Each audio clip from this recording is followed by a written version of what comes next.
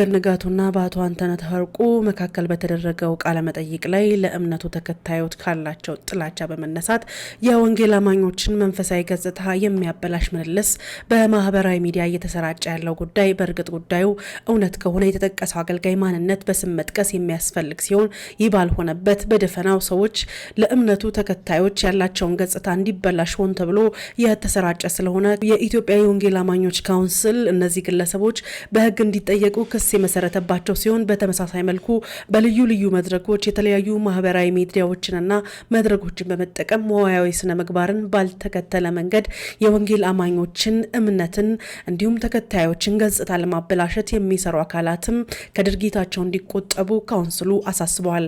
የኢትዮጵያ የወንጌል አማኞች አብያተ ክርስቲያናት ካውንስል መረጃውን አግኝተናል። ተመልካቾቻችን ለማስታወስ ያህል አርቲስት ገነት ንጋቱ ከአቶ አንተነህ ጋር ባደረገችው ቆይታ አንድ ታዋቂ ፓስተር በፌስቡክ ላይ መተዋወራኝ ቪዲዮቹን ገብቼ ሲሰብክ ምናምን ያሉትን አየኋቸው ይመስለኛል ካንቺ ጋር የነበረኝን ቆይታ አይቶ ነው። ቪዲዮ ከተለቀቀ ከሳምንት ወይም ከ10 ቀን በኋላ ነው። የዛ ሰሞን ነበርና አይዞ በርታ፣ እኔም በጸሎት አግዝሃለሁ፣ ጸሎት አደርግልሃለሁ ይለኛል። እኔ ኦርቶዶክስ ነኝ፣ ስለ መጽሐፍ ቅዱስ የሚሰብኩትን የመስማት ችግር የለብኝምና አይዞ የሚቸግር ነገር ካለ ጠይቀኝ ይለኛል።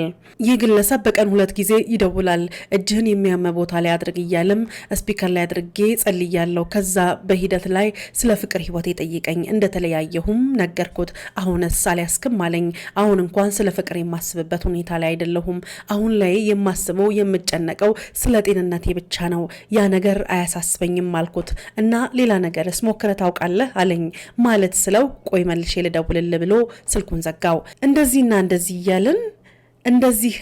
እያልን እንደዚህ እያልን የሆነ ሰዓት የምነግር ነገር አለኝ። እኔ ወንድ ወዳጅ ነኝ አለኝና አንተን ወድጄሃለሁ አፍቅሬህ ነው አለኝ። ይህኔ እሱ እየሰማኝ በኢየሱስ ስም ነው ያልኩት። ምን ሆነ ነው አንተ ፓስተር አይደለህም ምናምን አልኩት። እርሱም ወድጄ አይደለም አለኝ።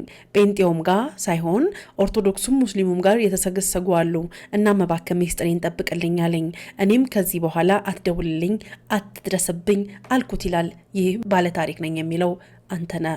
ታዲያ አርቲስት ገነት ንጋቱ በፔጇ ላይ ይህንን የመሰለ የኢትዮጵያ የወንጌል አማኞችን እምነት እንዲሁም አስተምሮ እንዲሁም የህይወት ጥገት የሚነካና ክብር የሚነካ ተግባር በሚዲያዋ ላይ በመልቀቋ ይህን ደግሞ ለወንጌል አማኞች ያላቸውን ከፍተኛ ጥላቻ የሚገልጥ እንደመሆኑ በመግለጥ የኢትዮጵያ የወንጌል አማኞች አብያተ ክርስቲያናት ካውንስል የወንጌል አማኞች ድምጽ እንደመሆኑ መጠን የወንጌል አማኞችን እንግዲህ ስም ከነቀፋ ከወቀሳ እንዲሁም ደግሞ የወንጌል አማኙ ከማያደርግበት ከየትኛውም ድርጊት ለመከላከል ያደረገው እርምጃ አሜን ቲቪ ለማመስገን ይፈልጋል ማለት ነው። አሜን ቲቪም በዚህ አስመልክቶ